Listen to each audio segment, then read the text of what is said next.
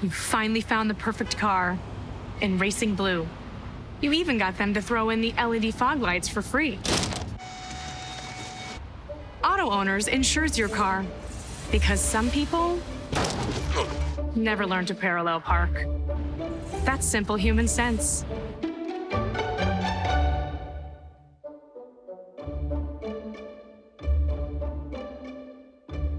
Keep going. More. No, stop! Well, good afternoon, Raider Nation. I want to welcome you to the second edition of the Coaches Show of this, the fifth week of the season. The Raiders stand at 2-1 as we go into homecoming week. We're just about over with. Yeah, you can see some of my hoopla. They were kind of laughing at me, wondering if I was going to keep this garb on, different colors for Crazy Red and White Day. We try to do our part as teachers. Of course, there's an incentive. They have last year they started a little competition between the different divisions from social studies to math to our department to there's a free meal basically. And we'll do anything for a free meal, right? Yes. But yeah, it's been a great week overall. I think the kids have really enjoyed the homecoming festivities. Great job. I want to commend Principal Charlie Powell and our assistant principals Clint Johnson and Miss Amy Livingston. They've done a great job coordinating everything and just making everything go pretty smooth. I think the kids have enjoyed it, and we've still been able to function, as a school as well. But everything leads to Friday night for homecoming, and we're going to talk about that specifically in just a moment. You might recognize Coach Matt Wilson, our offensive coordinator for the Red Raiders. He was with us last week in our first show. Got a new guy here, and he's not new to Bacon County. He's been here a couple years, but might be new to some of you. I said last week that you see these guys going up and down on the sidelines and coaching up our kids, but you may not know much about them personally. So I'm going to ask Coach Wilder just tell us a little bit about himself and where he's from, and from that point to where he is today. My name is Austin Wilder. I'm originally from Coffee County, Douglas, Georgia. That's where I went to high school, where I played high school football, ran track a little bit. After high school, I ended up going to Shorter University, played 2 seasons there, and then transferred to Faulkner University in Montgomery, Alabama. After that, had a little stint with the CFL in Saskatchewan Rough Riders. Lasted about a month, but my running joke is that The Rock left Canada with $7 in his pocket. I left with 10. Hey. So, but after football was over with, I started off at Georgia Southern University, helping out with the Nickels and as a defensive intern. After that, it was a short spell there. That season didn't go as well as we thought it was, so ended up helping out a little bit with Georgia in that national championship year, and then helping out at Prince Avenue Christian, where I first started my high school coaching career up in Bogart, Georgia. Spent a season there, and then after that, went to South Carolina, Anderson, South Carolina, at T.L. Hanna High School. The movie Radio, Yep. If you've seen that movie, it's been there. That was where it was filmed and what the story's about. After that, I was there. I was at Prince Avenue as a coach, special teams coordinator, secondary coach. At T.L. Hanna, I was the pass game coordinator and outside linebackers coach. And then after T.L. Hanna, I left and went to Ashburn, Georgia, a small town of Ashburn, Georgia, at Turner County High School, and was the defensive coordinator there, assistant head coach, and linebackers coach. And then after that, COVID hit, and then we ended up venturing over to old Jessup, Georgia, at Wayne County High School, right up the road, and was a special teams coordinator there and secondary coach for 2 years, also helping out with recruiting. And now I'm here. First year was last year. Special teams coordinator and linebackers coach, and helps out with recruiting a lot. So. Wow, that's a resume, and you don't seem like an older fella. I got gray hair, but I'm not that old. Yeah, man, and then you threw in some things there that I had no idea as well. A lot of good experience and a lot of great programs. And when you normally in most professional positions, the fewer jobs that you've been at, the better. But that's not necessarily the case in coaching. People leave for different reasons. Sometimes you choose to, sometimes you don't. But when you're afforded the opportunity to go somewhere else and learn from someone else, and whether it's a position, coaching position on the field, And then you got some coordinator experience and assistant head coach experience there at Turner. And again, that's quite a resume, and that's what I want folks to understand, that that's just more experience that this young man brings to our squad. And I know everything has been positive that I've heard from on the field, but more importantly in the classroom as he walks the halls and helps to groom these young men. And that's where it starts. We talk football on this show, that's what it's about. But ultimately, we want these guys to hold their heads up high, do well in the classroom, behave, and make great men in our community or whatever community they decide to fulfill their goals and their dreams. So, Coach, appreciate that. Let me ask you something. You didn't. Yes, right here. You didn't mention. You mentioned the special teams coordinator, linebackers coach, and maybe you said something about recruiting. How important is recruiting now with high school football in general, and for programs like our size? I think it's huge. It's the little thing that gets overlooked, I think, a lot of times. And the biggest thing is getting these kids involved in camps, getting involved on the internet. Twitter's a big thing nowadays in recruiting. Showing that huddle film on Twitter. Us as coaches helping them out by retweeting it or sending it out to a coach. And the thing is, coaches nowadays, they look on that. They look on Twitter a lot. That's what recruiting has turned into. Used to be, they used to have to physically come see you and look at you and everything, watch a VCR tape. Yeah. But now they can look on their phone while they're on a plane going somewhere to games. I remember when my time at Georgia Southern, we would be watching somebody's highlight tape on the way to practice. Right. Just seeing what we could get out of it for the little short time we could watch it. But recruiting nowadays is, I would think, it's a lot easier to be seen just because of the technology we have and social media. But, that's a really good thing. Yeah. That means you have more opportunity at the end of the day, and that's what we want To for expose our kids, That's what we want for our kids, being able to expose guys that those North Georgia college teams or just North Georgia, Kentucky, Tennessee, get those guys recruited by those teams. Because, we got the Georgia Southerns of the world, we got the, Alabama, the Auburns and everything like that. But then you got the NAIA schools that I've played at, that is high level football, at its finest. And you got Division II, and you got 1AA, you got D3. I mean, you can, whatever it is, my firm belief is that there's a college for everybody. Man, And that all you have to do is just put forth the effort to find that college for that kid. That's awesome for you to say that. And I'm as guilty as the next. When I sit down and watch college football, it's typically Division I. It's Power 5. It's SEC, ACC matchups, and we're seeing these tremendous athletes where they star on from 5, 4, 3, 2, 1, but you just said it. There's so many other colleges that will provide our boys an education along with them getting to play on the field. Outside of these Division I, what we would call Division II, Division III, the NAIA colleges that again allow our kids to compete and again provide them an opportunity to gain an education for minimal value.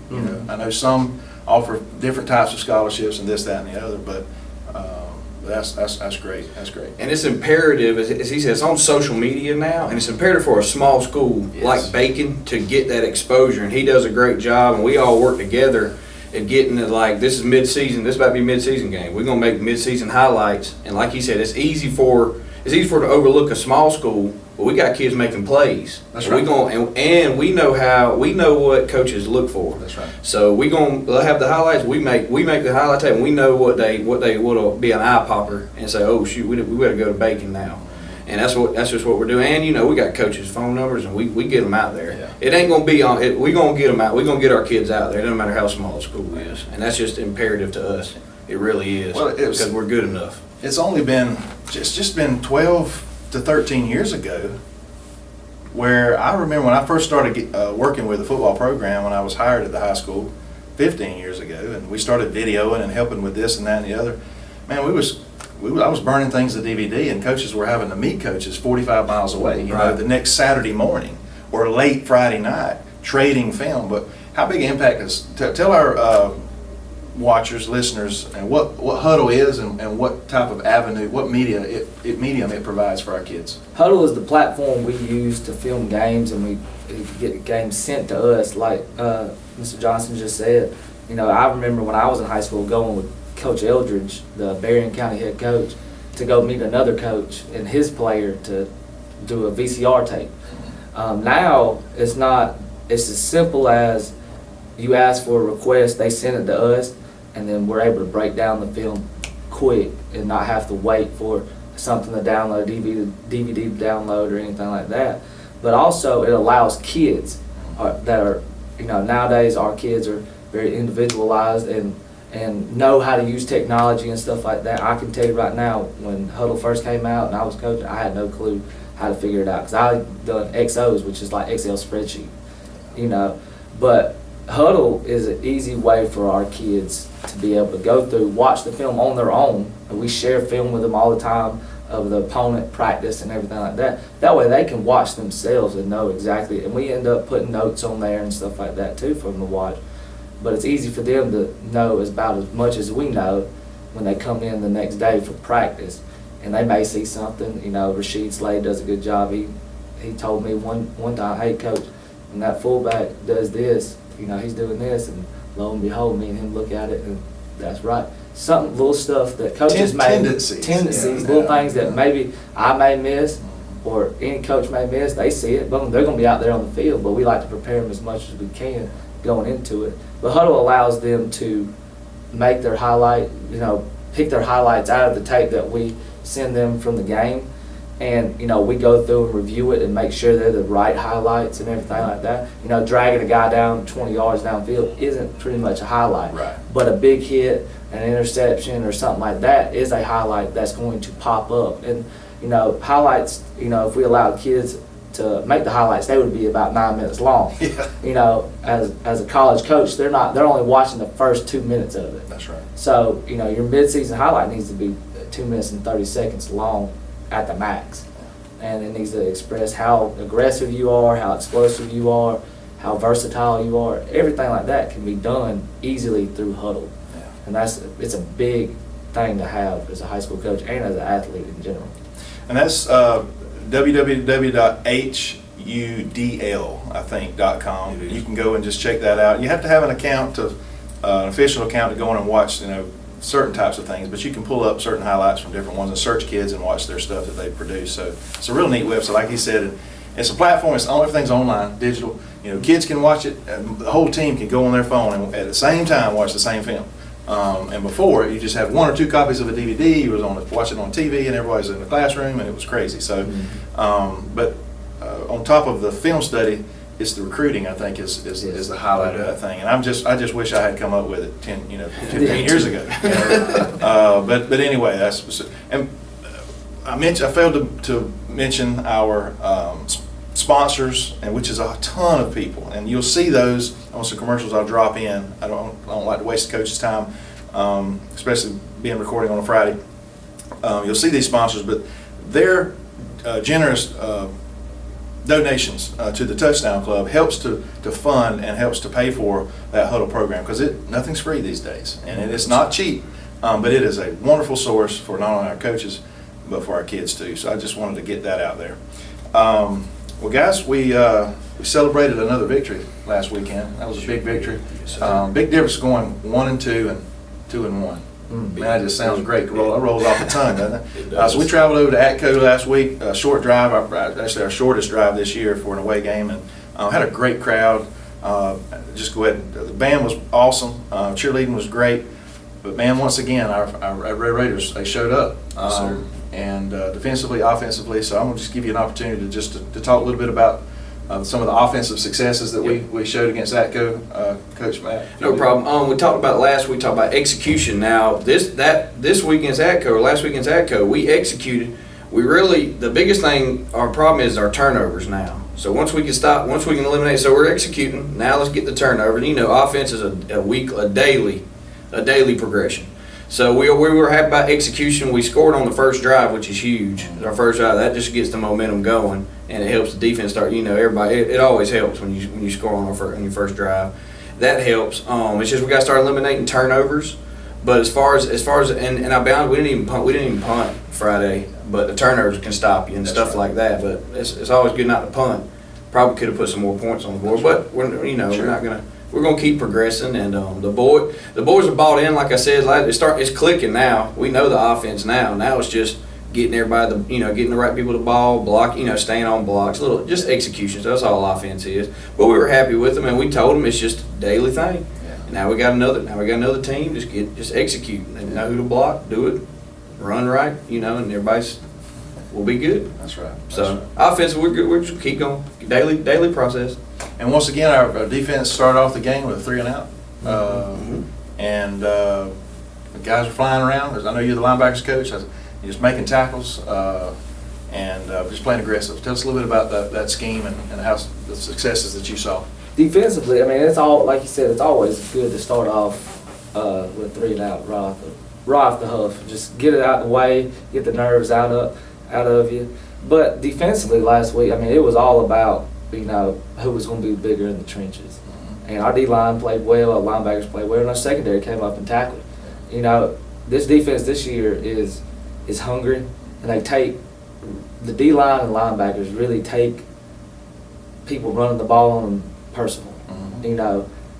We've done a great job of stopping the run and making them throw and making teams play behind the sticks, and that's what we did Friday. We had our one little slip up, got them 3 points we wanted to shut out.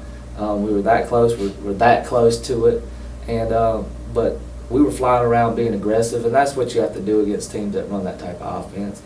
And you just really have to be aggressive on the run, and when they take their shot, we got to make sure they don't get that. And but defensively, I'm really proud of D-line, linebackers, and secondary, all 3 levels. And we didn't have to punt, so that helped us out a lot. It helps me out a lot, so I get to stay on my own side. Yeah, that's one of the scariest plays. Punts and kickoffs are 2 of the scariest plays in football. Yes. Number one, well, 2 things. Injury is one, and then but the biggest one is potential for turnover. Oh yes, the things, more can go wrong, with that, and then. Especially special teams, third phase of the game. Yeah. There's 3 phases. Everybody thinks offense do. No, special teams can win or lose you a game. You're exactly right. Every Friday night. And it's not just kickoffs and punts, it's extra point attempts. They come up huge in close anticipated games. Field goal attempts. I tell you, we got a kid that's he's been real impressive. He's got a good, I think he missed a field goal attempt the other night, but what was it? Did we have a penalty and had to back He it up? He made the first one. But it was flagged. Yeah, it was flagged. But man, I think it was 5, 6 for 6. How many touchdowns we scored? He made all his extra points. He was really strong. So we're thankful to have a kid that can kick it like that. So I lost my train of thought. But again, I thought the defense played well. And I know Thad last week said that y'all's goal is shutouts. And that's I think that's great. And take it personal. These guys, and I think that's the quickest way for these guys to stay aggressive and to play for one another. And again, that's a cool thing to see. Now we got a little bit different monster this week. The Clinch County, they are perennial power in Georgia, South Georgia particularly, being one of the smaller schools in the state, literally in number. It seems like every year, man, they just cranking out 1, 2, 3, 4 guys that are just, every year they're saying, man, this guy here may be the best athlete we've ever had at Clinch County. I'm like, golly, are you kidding me? And I wrote down some things because you might not want to hear because you've been talking about it and seeing the numbers. But the elephant in the room is Mr. Bell, and this is another Bell. And I was told, and can it be confirmed, that he has ties to Bacon County as well. Someone told me he had ties to Bacon County. Some of the Bells here. Now I'm not going to say who told me that, but I know we've had some Bell boys that were really good athletes, and their dad played for Bacon County, and they had some success over in Pierce. But this kid last week, I'm going to put a plug in for this email that I get every morning. It's called Georgia High School Football Daily. Georgia High School Football Daily. They send you an email every day of the week, just giving you some updates on Georgia high school football. But he was top 5, 279 total yards, by himself, 160 rushing, 100 receiving, and 119 return. You know, kind of looks like a Mr. Everything to me. This is number 11 on the field, is Yes, that correct? 11. Now I will say, I watched a little bit of film. The longest rush that he had, it's like he ran in there and everybody kind of stopped. I think they almost thought maybe the play was over because he shot out of there like a cannon and nobody knew where he was until after the fact. So that play might have been a little dud. That probably padded his stats a little bit, but I'm not taking anything away from the young man's athleticism and obviously his heart and you know, to be able to put up these types of numbers. And it's not just him. Again, they come with a culture. They come with that's a winning culture. And that's where we're trying to get our boys, and that's the mentality and attitude. Yeah, Clinch has a lot of tradition, Brent. They just have it, and I'll be honest, you talk about high school football in Georgia, you don't get too far in that conversation without talking about Clinch. That's just the bottom line. You don't get too far without talking about Clinch. They got tradition. They know how to win, but I'll be honest, that we want to play a team like that because our region, you got to be ready for it. So same thing in our region. So let's go ahead and get ready for it. And let's, you know, we're excited. We're gonna see what our boys are made of tonight. So we're excited about it. Well, we want to be talked about too. That's exactly right. And you know, we've got the size, some size that we haven't had across the board in years, and we've got quite a bit of athleticism. And folks, if y'all haven't come out and watched our Raiders, you'll see it. And if you've been watching online with our broadcast, that's great. But we want you to come out tonight and watch these guys on the field and how they perform up front, offensive line, defensive line, because that's where it starts. That's where it starts. At every level, high school, college, pros. And then you got some athletes, some guys that are going to run around a little bit with that ball, and we got a couple guys that can do that too. But tell us, well, we'll start with defense. You know, what type of, you had to re-scheme for a gentleman like that, you know, or is it it's just more fundamental stuff where you just got to tackle a guy with football? Well, I mean, it was really good that we played Axton County last week because they run the same offense as Clinch County. Okay. So just have a different athlete in the backfield. And he lines up in different spots that have telltale signs. And our kids do a good job of alerting where he's at. But, you know, the biggest thing is being the aggression that was brought last week with Axton County has to be matched and surpassed this week. You know, the level of competitiveness is way higher. And so you have to be aggressive on run, be aggressive on the run, bottle them up, make sure you don't get out, and get to the ball is the biggest thing, and just attack everything that moves. Yeah. Literally, and just get them on the ground. And defensively, I mean, we really don't have to really change anything. It's just more about the mindset. You know, Axton County is over with, and Clinch County is not Axton County. That's right. So the aggression has to be up, and heightened awareness needs to be up where 11's at all times and what he can do. Yeah. So. Well, there's going to be, whether a team has an athlete like that or not, there's going to be plays where something bad's going to happen. Mm-hmm. On offense and on defense. Mm-hmm. You know, he's going to get some yards. He's going to get some of his. It's about containing. It's about, again, when you have a chance to make a play, you make it. Don't let him, you know, continue to roll around, run around you and run through you and that sort of thing. And then if that big play does happen, you strap them back on, you get back out there, back on offense, and you take advantage of that. Anything on offense that same thing offensively. ATCO ran the same defense that Clinch runs, so we've already seen get an extra week. Our biggest, like I said, is execution. And this week, like last 2 weeks, we've had some good. We'll have a 30-yard run and a 40 because we got some good athletes to run. Right. This week we need to be good. Okay, with 5-yard runs and another 5 and another 5 and just keep working the clock. Exactly, Yeah. working that clock and keep 11 over there. That's right. And you know, and just that could help too. Sure. So that's really what we need. If we're good with that, and you know, instead of the big, you know, always now we can have them. Pop one. Yeah, we can have them. Yeah. But we need to be okay with 4 and 5 yards, 3, 4, 5 yards, and keep going and keep trying to wear them out a little bit. And that's what we've told them. Just you got to be good, but you got to execute. That means more plays. That's right. That means more plays to get to the end zone instead of one play here touchdown. It means boom, boom, boom, and once again execution. And like you said, our O line's our O line's getting better and better. Like I told you, we're a little young now. We do have a heavy package where we do put some more seniors in there, and we do the heavy package with that too. So we got a lot of linemen. I'll be honest, and they're all working together. And that's the thing I like O line. On offense, I'm telling you, if offense when one person messes up, the whole play is dead. And that's just, and they can see it too. And they see it in practice, like one person, it don't matter if he's way over there, that guy's coming in, he's gonna make the tackle. So that's the best part about offense. If it goes right, that means all 11 did their job. So, and it's no different. It's same thing. We're gonna run the ball, try to set up play action.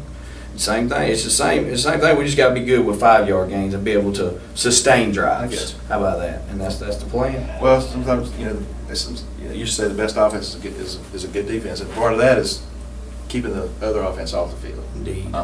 And trying to put some points on the board Yes, sir. at the same time. Well, guys, I appreciate you joining us today. We was going to try to keep it short and sweet. It's been a crazy week. We tried to get it in yesterday, but they got stuff they got to do. Expecting a little more rain this afternoon, I think, after lunch. So we're going to have to, I don't know. The game's going to happen. Rain's supposed to stop between 5 and 6:30 or something like that. But we want to invite you out. We'll get this show posted here in just a little while. I want to invite you out tonight for homecoming. We'll do the whole court thing before the game. That starts at 7. Kickoff's at 7:30. So we encourage you to come out. Bring an umbrella just in case. Maybe bring you a little towel to wipe the seat off. But we want you in the stands supporting our Red Raiders, supporting those cheerleaders that are there cheering on, supporting the band, 120 strong. They're going to have their show at halftime. That's always a treat as well. So again, homecoming is pretty special. I had a kid ask me just yesterday, and he had just moved in from South Carolina just a few weeks ago. And South Carolina's a southern state, and I figured they might have some traditions like us. He said, "Do y'all do this every year?" And I'm like, "Yeah." He's like, "This is crazy." And it is. We really go way out. We had our pep rally this morning. It went great. And so again, we're ready I think we're going to be ready for the Panthers tonight. And so I think we're going to have the coaches staff's done a great job. Sounds like it's been a good 2 weeks for preparation because of the offensive defenses that we're going to be facing. So we just encourage you to come out and support. Thank you. Special thank you to all the sponsors, specifically Bennett Johnson Insurance, Burt CPAs, Code Electric and Plumbing Supply, and Family Vision Care for being sponsors of the Coach Show and as well as the football season. So again, on behalf of myself, your host Brent Johnson, offensive coordinator Coach Matt Wilson, linebackers coach and recruiting coordinator Coach Austin Wilder. Thank you for joining us.